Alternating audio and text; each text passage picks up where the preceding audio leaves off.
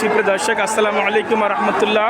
আপনারা সবাই অবগত আছেন বাংলাদেশ জামাত ইসলামীর কেন্দ্রীয় কর্মসূচির অংশ হিসাবে আজ 18ই ফেব্রুয়ারি 2025 আজকে জননেতা সাবেক ঢাকা মহানগর আমির এবং কেন্দ্রীয় ভারপ্রাপ্ত সেক্রেটারি সকলের প্রিয় জননেতা এটিএম আজহারুল ইসলামের মুক্তির দাবিতে আজকে বিক্ষোভ সমাবেশ এবং পরবর্তী মিছিল। ইতিমধ্যে কেন্দ্রীয় আমির ডাক্তার শফিকুর রহমান যিনি বক্তব্য দিয়েছেন, বক্তব্য শেষে তার নেতৃত্বে মিছিল চলছে। ইতিমধ্যে আমরা লক্ষ্য করছি লক্ষ লক্ষ মানুষ এখানে জড়ো হয়ে মিছিল করছেন। তো আজকে যে আন্দোলন, যে মিছিল, সেটা হলো এটিএম আজহারুল ইসলাম যিনি শেখ হাসিনা সরকার, আওয়ামী সরকার যাকে নির্মমভাবে তাকে অত্যাচার জুলুম নির্যাতন করেছিল, তাকে নির্মমভাবে জেলে আটকে রেখেছিল। শেখ হাসিনা পালালেও 5 থেকে 6 মাস অতিক্রম হলেও কিন্তু এই মজলুম জনতা এটিএম আজহারুল ইসলামকে কিন্তু এখন মুক্তি করা হয়নি, মুক্তি দেওয়া হয় নাই।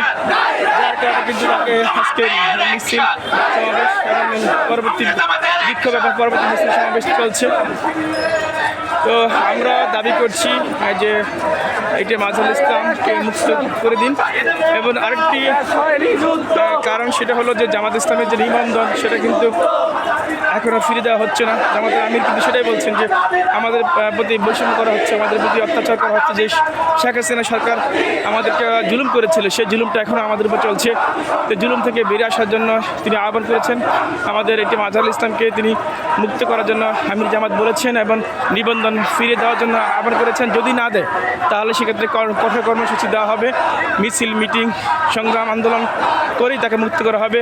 কারণ আমরা নরম, আমরা শান্ত, ভদ্র, এটা সবাই জানে। কিন্তু কেউ যেন আমাদেরকে দুর্বল না ভাবে যে আমরা দুর্বল, আমরা মুক্ত করতে পারবো না।